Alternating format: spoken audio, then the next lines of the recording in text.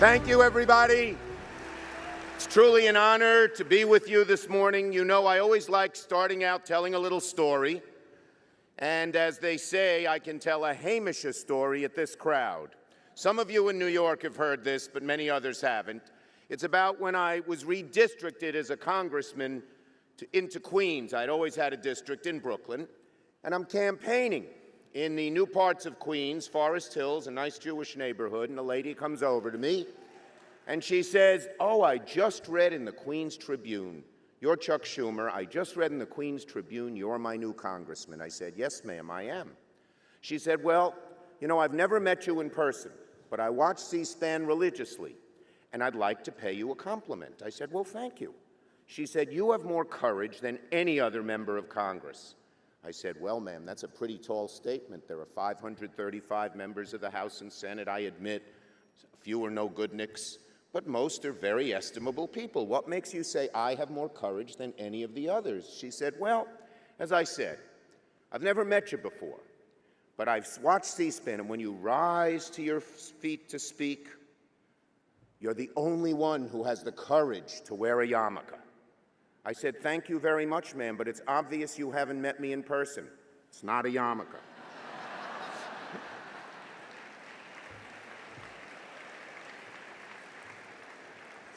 Anyway, I have a lot of those, but we have to get down to the business at hand today. I'm so glad to be here at AIPAC. I love AIPAC. You do an amazing job. Through thick and thin, you've kept the Israel-American relationship like this. And I want to thank your great leadership, Lillian Pincus, Bob Cohen, Howard Kaur, Esther Kurtz, and the whole gang. Thank you all for your tireless effort to ensure, no matter what, that the bond between America and the State of Israel remains as durable as ever. And a strong thank you to all of you who have taken the time out of your busy schedules to be here today, out of your commitment and dedication to Eretz Zevachalav Udavash, the land of Israel, a land of milk and honey. Now, this year we celebrate 69 years since the State of Israel was first established. Born out of the ashes of the Holocaust, thrust immediately into conflict, struggling always to guarantee the safety and security of its people, while growing as an international power and building one of the world's most dynamic economies, and at the same time, reaching out for peace, even when it seemed a distant prospect.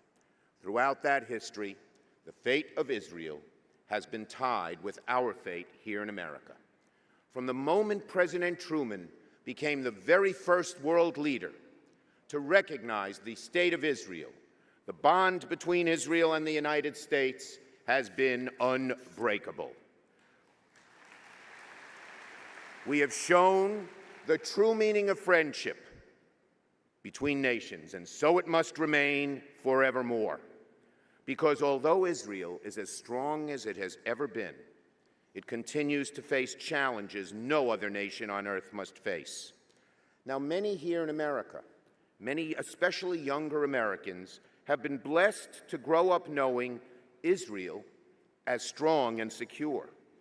They're aware of the threats Israel faces, but they have not lived through the War of Independence or the Yom Kippur War, those moments when the very existence of Israel balanced on the edge of a knife.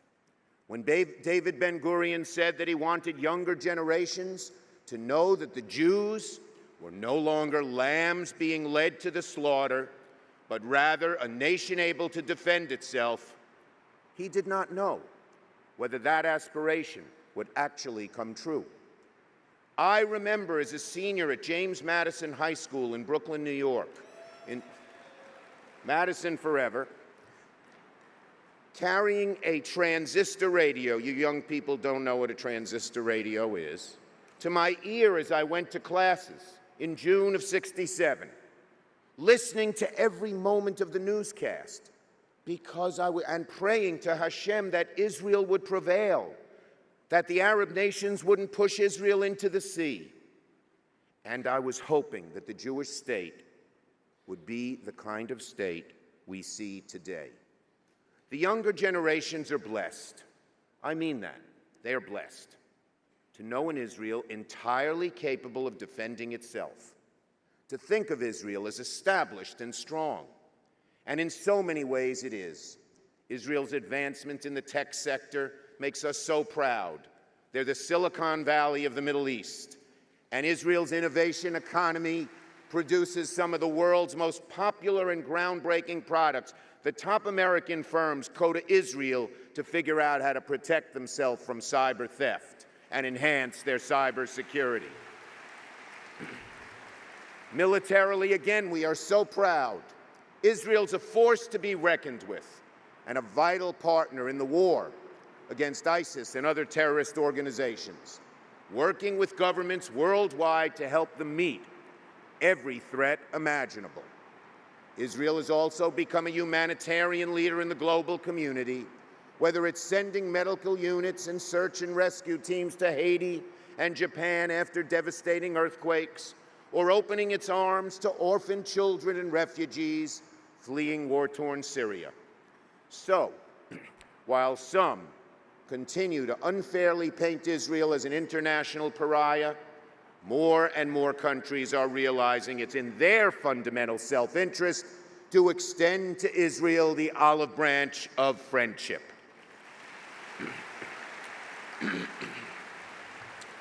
Our dear Jewish state has come a long way indeed since its earliest days, but that does not mean we must be complacent. Israel and Jews across the world continue to face the kind of challenges that almost no other nation and no other people must face. I want to talk about anti-Semitism. It seems that every time we think for a moment that we have entered a more enlightened era of tolerance, the age-old demon of anti-Semitism comes back with a new virulence.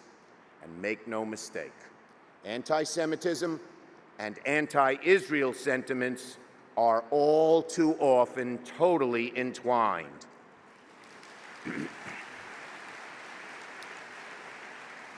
Over the past 5 years, we've watched the specter of anti-Semitism rise again in Europe, where it seems to live in the soil as their original sin. Neo-Nazi gangs march in the streets of European capitals. Members of parliament from London to Budapest run and win on platforms that actively promote hostility towards Jews and other religious minorities. European Jews are now thinking twice before they wear a yarmulke in public or hang a mezuzah in their doorframe. Echoes of our people's dark history in Europe are growing louder and louder. What is happening in Europe is an outrage, and it ought to be condemned by leaders of the world from every faith and nationality. But anti-Semitism has always simmered just a bit beneath the surface in Europe. It's far more shocking to see this scourge rear its ugly head here in our dear country, America, re-emerging with a strength that we haven't seen in decades. All of us have read the news reports. Far too many among us have seen this scourge firsthand in our own communities. Synagogues are graffitied with swastika and slurs, it seems, almost on a daily basis. Jewish cemeteries vandalized, sacred ground desecrated. White supremacists and extremists on the far right on our college campuses holding rallies and distributing leaflets in an effort to recruit young people to join the ranks of organized bigotry. Even the community centers where we send our children for preschool and swim meets and summer camps have been targeted by a wave of bomb threats that, regardless of the suspect's religion or nationality, have struck fear in the hearts of a community already on edge. The darkest and most hateful fringes of our society, from the far left to the far right, are newly emboldened. We cannot stand for this.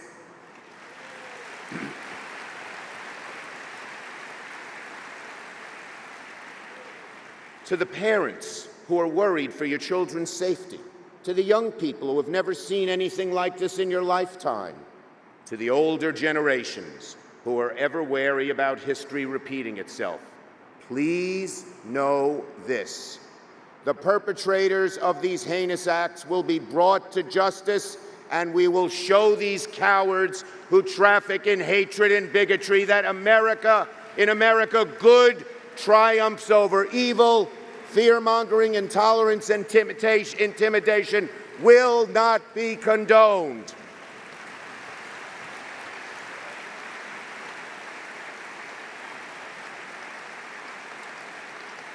I am committed to doing everything in my power to combat these threats wherever they may arise and in whatever form they take.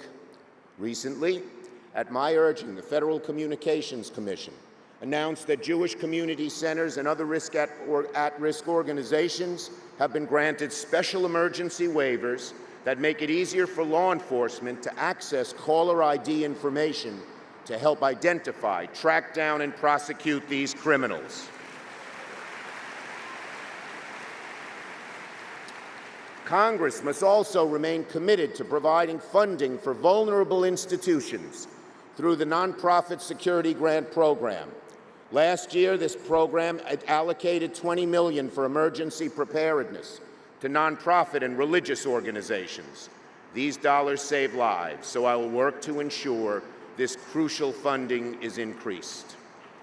Now, while we continue to address these threats, we must not lose sight of the many forms that anti-Semitism can take.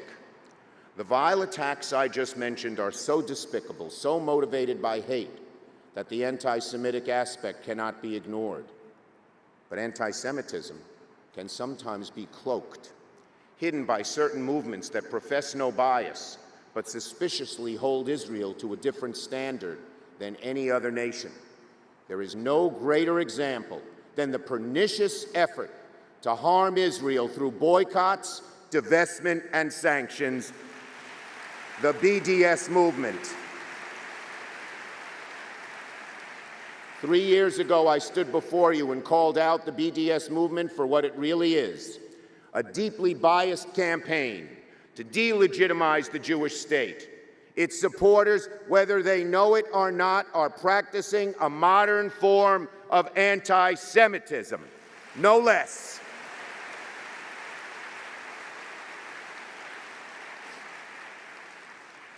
They treat what is anti-Semitism.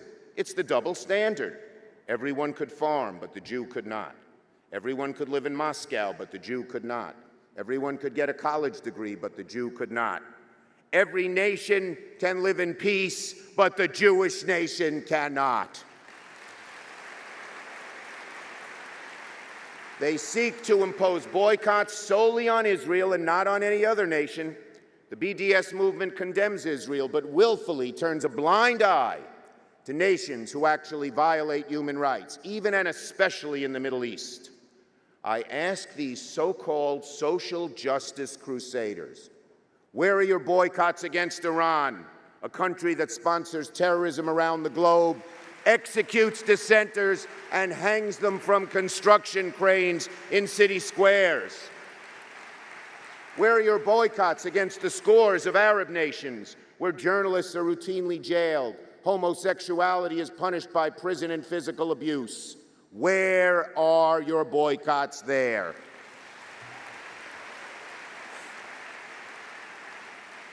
The state of Israel is all too frequently measured by a different standard than the rest of the world. Make no mistake, these boycott efforts have one goal and only one goal: to delegitimize the state of Israel. And I pledge to you that I will continue to fight these boycott efforts tooth and nail, not only because they are unjust and immoral, they are counterproductive in achieving a truly lasting peace between Israel and the Palestinians.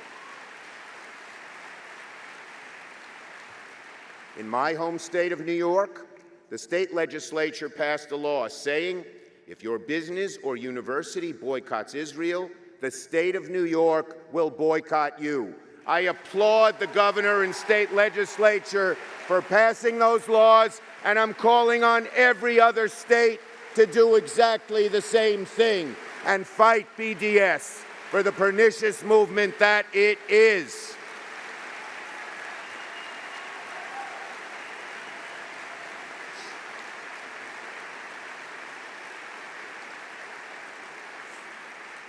There's one other place where this cloaked anti-Semitism lurks, and that is in the halls of the United Nations. The UN singles out Israel more than any other nation, especially in the Human Rights Council, which remains hell-bent on admonishing the only beachhead of democracy and representative government and equal rights in the Middle East.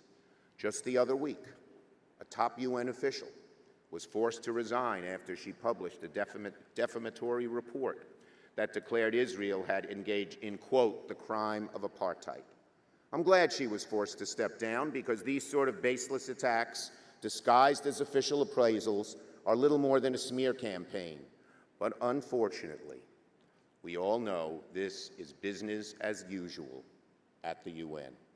Since the days of Zionism is racism, the UN has been an incubator for Israel bashing. It is a forum where Israel is almost always labeled the villain and never the victim. Friends of the Jewish state should not trust it. I hope one day Israel will become to be treated fairly at the UN. Time may be on Israel's side, because I believe that history ultimately favors nations that condemn terror, not celebrate it.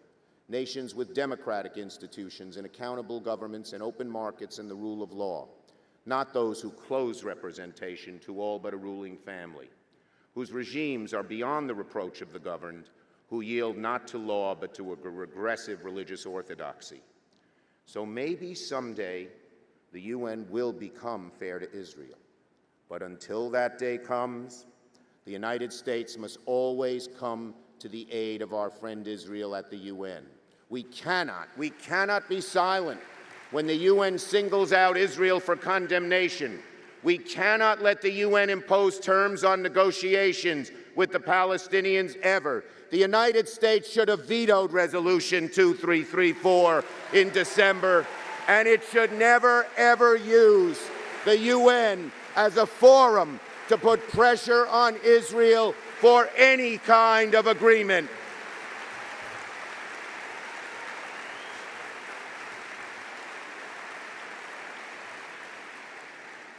Resolving the age-old Israeli-Palestinian conflict is no simple task, my friends. But peace will never come from the UN. Peace must come from direct negotiations. Now, despite all these threats, anti-Semitism at home and abroad, anti-Semitic campaigns leveled at Israel at the UN and in the form of global BDS, Israel remains strong. But we must do everything in our power to make sure the United States of America will forever be a beacon of hope for its friend and ally Israel. There are some who would have the United States retreat from the world stage. They even borrow from Charles Lindbergh's isolationist campaigns of the 30s. I believe this attitude is very dangerous for the United States and for Israel. The United States should not shirk our responsibilities to our friends around the world, including and especially the State of Israel. A strong America in the world is very good for Israel. That's why I strongly support robust security assistance and missile defense funding for Israel, fiercely oppose proposals that would slash our State Department's budget by more than 28%. I join AIPAC in opposing that cut. An engaged America is particularly important when it comes to Iran, which continues to broaden its influence in menacing ways throughout the region. As Iran sows instability by continuing to provide funding to its nefarious proxies in the region, conduct ballistic missile tests, flagrantly abuse human rights of its own people, and unjustly imprison foreigners, we must work with our partners in the region to counter Iran's malign activities, and we must support sanctions against Iran's ICBM program, which is aimed at the United States of America.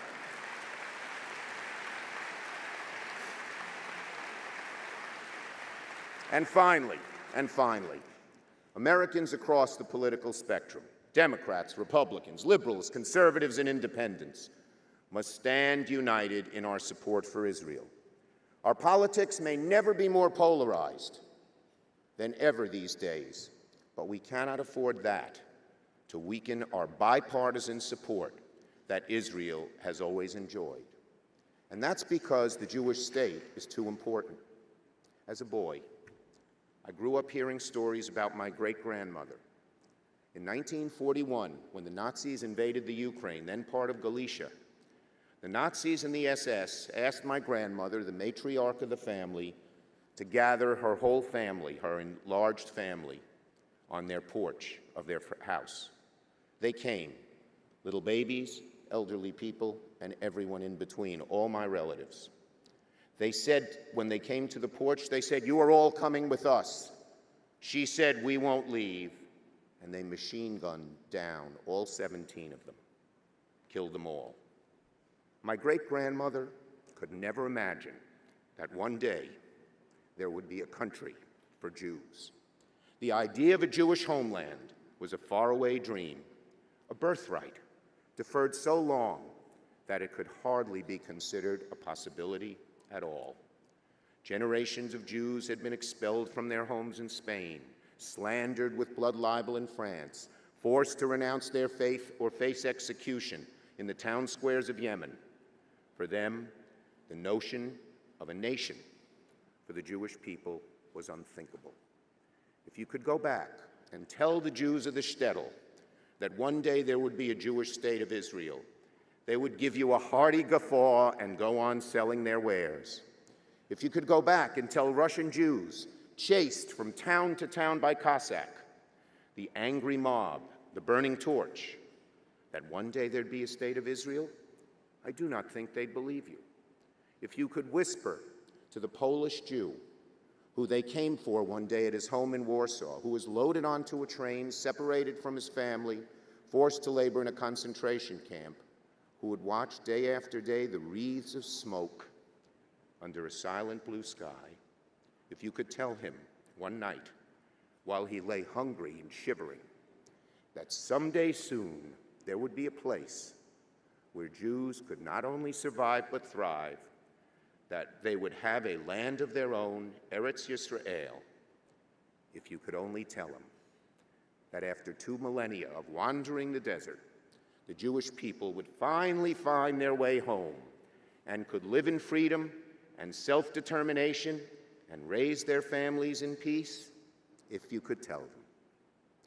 We must not forget Moshe Sharet's warning that Israel and its freedom will not survive if one day it forgets the veil of tears out of which it arose. It is for this reason we must defend the Jewish state of Israel with such fervency. It is for this reason that I pledge to you today, as long as Hashem breathes air into my lungs, I will fight to make Israel a safer, more secure, more prosperous nation. Thank you, AIPAC. Thank you, all of you. Am Yisrael Chai, in America and Israel. The people Israel live on.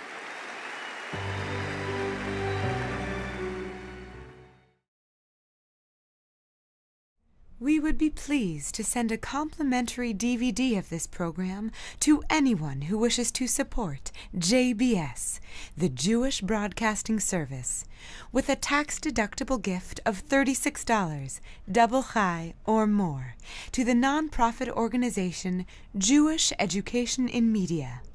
Simply visit the JBS homepage and click on the Donate button to make a donation by PayPal or your credit card. And please indicate the program for which you would like a DVD. Or you can send your tax-deductible check made out to Jem, Post Office Box 180, Riverdale Station, Bronx, New York 10471. And again, please remember to indicate which program you would like to receive with our compliments. And we thank you for your kind support.